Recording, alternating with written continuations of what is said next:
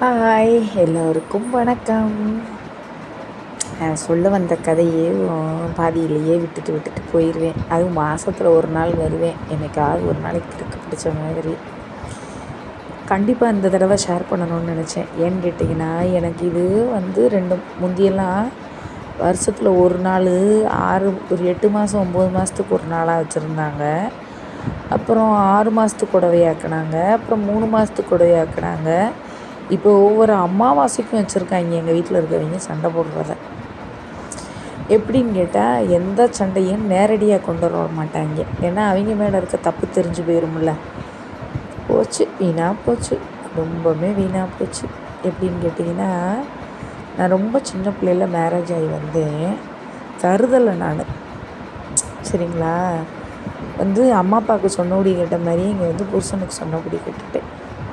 அவங்க அம்மா இருந்தாங்க, ஆனால் அவங்க அண்ணன் கால் எடுத்திருந்தாங்க சுகர்னால். அவங்க அண்ணன் ஒய்ஃப் கொஞ்சம் மென்டலி ஹேண்டிகேப்டாக இருந்தாங்க. நமக்கு புரியலை அது 18 வயசில். நம்ம தான் வீட்டுக்காரர் சொன்னால் அப்படியே கேட்குறோம்ல. அதனால அந்த வீட்டுக்காருக்கு என்னை ரொம்ப பிடிக்கும். என் பொண்டாட்டி எதிர்த்தே பேச மாட்டா, சொன்னபடி கேட்பா, சரியாப்பா சரியாப்பா அப்படின்னு. நமக்கு நம்ம அம்மா ஐயா வச்சுருக்க மாதிரியே இருக்காங்கன்னு சொல்லி நம்மளும் சொன்னோடி கேட்டு இருந்தால் ஒரு குழந்த பிறந்துருச்சு. குழந்த பிறந்தப்ப அந்த பிள்ளை மூளை வளர்ச்சி இல்லாமல் பிறந்துருச்சு. அதில் என்ன என்னைய பேசிட்டாங்கன்னு கேட்டிங்கன்னா, நீ வந்ததே அவனுக்கு பிஸ்னஸே விழுந்து போச்சு, இதில் இப்படி ஒரு பிள்ளைய பெற்றுட்டா செலவு பண்ணது பூரா எங்கள் அப்பா அம்மா. ஏன் நகைகளையும் விட்டுக்கிட்டே இருக்கேன் கொஞ்சம் கொஞ்சமாக. நான் வெறும் ஆளாய்க்கு வரேன். ஆனால் மனசில் அந்த வீட்டில் இருக்கிறப்ப தைச்சது பின்னுனது அந்த தைரியம் தன்னம்பிக்கை அது மட்டும் விடாமல் இன்றைக்கி வரைக்கும். அதனால தான் சொல்கிறேன். இப்போ நான் உட்காந்துக்கிட்டு இருக்க இடம் பார்த்திங்கன்னா, எங்கள் வீட்டிலே மேலே ஒரு இடம் இருக்குது. இந்த ஒரு பையனுக்கு ஏஜ் கல்யாண வயசு வந்துருச்சு. ரொம்ப விவரமாக வளர்ந்து நிற்கிறான். இந்த குடும்பத்து ஆளுக மாதிரியே தான் இச்சைக்கு எல்லாரையும் ஆட்டி படைப்பான். படிச்சுட்டாங்க, 2 டிகிரி முடிச்சுட்டாங்க. ஆனால் வேலைக்கெல்லாம் போகலை. படிச்சுக்கிட்டு இருக்கும்போதே நிறையா போராட்டம். என்னையவே பேசுவாங்க, நீ வேலைக்கு போனதுனால தான் அந்த பையன் இப்படி ஆகிட்டான், இவ ஒழுங்காக இருந்திருந்தா அந்த பையன் ஒழுங்கானா எது ஒழுங்குங்கிறீங்க? பொம்பளைக்கு சூழ்நிலை எடுத்து சொல்கிறதா? சம்பாரித்து நமக்கு சோறு போட்டிருந்தா நம்ம எதுக்கு வெளியே 10 ரூபா சம்பாதிக்க போகிறோம்? ஏதாவது ஆசையா வேண்டுதலா வெளியே போய் அலையணும்னு சொல்லுங்கள்?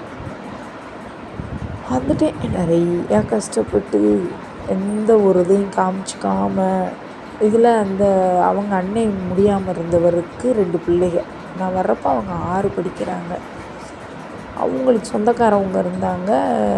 எப்படியோ வெளியில் ஒரு இடத்துல வேலை வாங்கி கொடுத்துட்டாங்க. நல்ல வேலை, பேங்க் செக்டரில் வாங்கி கொடுத்துட்டாங்க. நல்லா இருக்காங்க. நல்லா இருக்கத்தானே வளர்த்தோம். ஆனால் அவங்களும் மாறில் மிதிக்கிறாங்க நம்மளை. அவங்க எங்களை திட்டிக்கிட்டே சோறு போட்டாங்கன்னு எப்படி சொல்லுங்கள்? ஒரு 19 வயசு பொம்பளை அவர் நிறையா ஒரு பிள்ளையை பெற்று 2வது ஒரு பிள்ளையை பெறறதுக்கு ரெடி ஆகிக்கிட்டு இருக்கையில் எப்படித்தான் ஒரு நேரம் நம்ம கோவம் வையாமல் இருப்போம்னா கீழே மேலே பரப்பி போட்டு சாப்பாடை திறந்து போட்டுட்டு போனால் வையத்தானே செய்வேன். மீதி இருக்கவங்களாம் சாப்பிட வர மாட்டாங்களா? அப்படி செய்யலாமான்னு கேட்டால் கோச்சிக்குவாங்க. இப்போ இவங்களுக்கு என்னன்னா, வாயை திறந்து பேசவே கூடாது வீட்டில் இருக்கிறவங்க. எப்படியோ போச்சுப்பா. கல்யாணம் முடிஞ்சு 8 வருஷம் கழித்து ஒரு முடிவு எடுத்தேன். என்னோடய 3வது பிள்ளைய நான் மாசமாக இருக்கையில் முடிவு எடுத்தேன். இந்த பிள்ளைய இறக்கி கீழே வச்ச உடனே நமக்கு சம்பாதிக்கிறதுக்கு வழி தேடினேன். சேலை வியாபாரம் பண்ணினேன், கவரிங் பண்ணினேன், எல்லாம் பண்ணேன். ஏன்னு கேட்டிங்கன்னா, வீட்டுக்காரர் 1 ரூபா தர மாட்டார். தெரில, நான் அப்படியே கெஞ்சி வாழாமையே பழகிட்டேன். அவர் இருந்தால் தருவார்ல, பாவம்னு நினச்சேன். வீட்டுக்காரர் எனக்கு எல்லாம் செய்வார், எனக்கு தருவார். அவர்கிட்ட இல்லை, இருந்தால் தருவார்னு இன்ன வரைக்கும் தரல. நீங்கள் நம்புவீங்களோ மாட்டீங்களோ, நான் யூடியூப்பில் டெய்லர் ப்ரோவோடதை பார்த்துட்டு ஒரு நாளைக்கு அழுதுருவேன். நம்ம அம்மா அப்பா இதுக்கு தான் நமக்கு கைத்தொழிலை கற்றுக் கொடுத்தாங்களோ, அவங்க அப்படி நினச்சி கற்றுக் கொடுக்கல, நல்ல இடத்துல கொடுக்குறோன்னு நினச்சி கொடுத்தாங்க.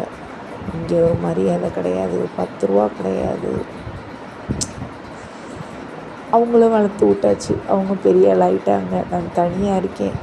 என் பிள்ளைங்க நான் நினச்சபடி வளரல. 2 டிகிரி முடிச்சிருக்கான் ஒருத்தன். முடிச்சு இன்னைக்கு 5-6 வருஷத்தில் அவன் படித்த படிப்புக்கு ஐடிக்குள்ளே போயிருந்தா அள்ளிட்டு வந்திருக்கலாம் காசை. ஆமாப்பா, அள்ளிட்டு வந்திருக்கலாம். நான் நேரம் ராணி போல் இருந்திருப்பேன். நான் ஒன்றும் ஆடம்பரம் பண்ணுற பொம்பளை கிடையாது. எதுலனாலும் சம்பாதிப்பேன். என்ன இருந்தாலும் சோறாக்கி குழம்பாக்கிடுவேன். ஆனால் அந்த வீட்டாளுகளை போலவே விதை ஒன்று போட்டால் வேறையாக முளைக்கும்னு அவன் பேசுவான். அந்த வீட்டாளுக பேசுவாங்க, எங்கள் மாமியார் குறை பேசுவாங்க, அவர் கூட பிறந்த 3 பேர் குறை பேசுவாங்க. ஒடுங்கி ஏன்னா கொஞ்சம் வேகமாக பேசினா நம்மளை வெளியே வேலைக்கு போக விட மாட்டாங்கன்னு. இதில் எங்கள் வீட்டுக்காரர் ஒரு 20 வருஷம் கழித்து ஒரு முடிவெடுத்தார், சொந்தமாக தொழில் பண்ண போகிறேன்னு. அப்போ அன்றைக்கி நான் ரொம்ப தாட்டியமாக இருந்தேன். நான் ஒரு பப்ளிக் செக்டரில் பெரிய ஒரு இன்சூரன்ஸ் இதில் நான் அட்வைஸராக இருக்கேன். சம்பாரித்தேன். அந்த சம்பாரித்ததில் நாளைக்கு வருமானம் இல்லைன்னா என்னாகுங்கிற திட்டமே இல்லாமல் நிறையா ப்ராஜெக்டை கையில் எடுத்துட்டேன். பிள்ளைகளை படிக்க வச்சு விட்டுட்டேன், நிறையா வாங்கிட்டேன். வாங்கினதை கட்டுறதுக்கு வருஷங்கள் ஆகும்ல. அந்த வருஷங்கள் வரும்போது அவருக்கு ஒரு தடவை ஹார்ட் அட்டாக் வந்துச்சு. அவர் எதையுமே கட்ட மாட்டேன்னு ஒதுங்கிக்கிட்டார். அதுக்கடுத்து பழகினவங்களில் ஒருத்தவங்க ஓடி போயிட்டாங்க 2015. அந்த கடனையை ஏற்றுக்கிட்டு அலைஞ்சேன். 17 என் பையன் ஒரு பையனுக்கு முடியாமல் போயிடுச்சு. அது காலத்துக்கு சாகுற வரைக்கும் இருக்க ஒரு நோய் வந்துடுச்சு. அப்படியே நொடிஞ்சு போய் நான் எப்படி நான் மீளுவேன்னு தைரியமாக இருந்தேன். 19 எனக்கு கால் ஒரு சர்ஜரி பண்ணிக்கிட்டேன். இதுக்கு பிறகு நடக்க முடியாமல் போயிட்டேன். உட்காந்தே நான் எல்லா வேலையும் செய்வேன். வெளியே போனேன்னா பிரேஸ் போட்டுக்குவேன், வண்டி ஓட்டுவேன், எல்லாம் பண்ணுவேன். ஆனால் பழைய அளவுக்கு ஊட்டமாக சம்பாதிக்க முடியல. அப்போ அந்த இது உண்மை தான் போல், ஒரு நேரம் சம்பாதிக்க முடியும், ஒரு நேரம் சம்பாதிக்க முடியாது போல் நம்மளால். எனக்கு இன்னும் அந்த நேரம் வரல. டெய்லியும் ப்ரேயர் பண்ணுறேன். ஆனால் அதுக்குள்ளே நான் பட்டுக்கிட்டு இருக்க பாடு, இந்த பாடுகளில் இந்த பசங்க படுத்துகிற பாடு, ஒரு உதவி செய்ய மாட்டான். ஆனால் அவன் பேசுவான், தெரிலப்பா அது நான் தான் பெத்தனா, இப்படி தான் வளர்ந்தாங்களான்னு எனக்கு தெரியும். என்ன பாவம் ஒன்றும் தெரியல. சின்ன பிள்ளையில கல்யாணம் முடிச்சுட்டு வந்து நீ செய்கிறது தப்புன்னு சொல்லக்கூட அதிகாரம் இல்லாமல் நான் வந்து நிற்கிறேன். சரிங்களா?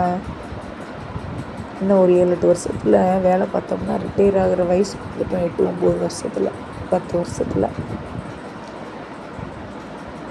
அந்த அளவுக்கு வாழ்க்கை வெறுத்து மாதத்துக்கு ஒரு தடவை சண்டையை போட்டு, நீயெல்லாம் எங்களுக்கு சோறு போட வேணாம் போ, எங்களை திட்டிக்கிட்டே சோறு போடுறேன்னு இந்த தடவை ஒரு முடிவு எடுத்திருக்கிறேன் நான். சரிங்களா? இன்னொரு தடவை உங்களுக்கு சோறு போடணும்னா இந்த கண்டிஷன்லாம் இருக்குது இல்லையா, சட்ட ரீதியாக என்னைய நீக்கி விடுங்க போதும். ஏன்னா என்னால் ஒரு ஆளுக்கு என்ன என்னால் மிச்சமாகவே சம்பாதிக்க முடியும். போதும். இந்த காலத்தில் பிள்ளைங்க தாய் தகப்பனை சார்ந்தும் இல்லை, தாய் தகப்பன் பிள்ளையும் இல்லைன்னு ஆயிடுச்சு.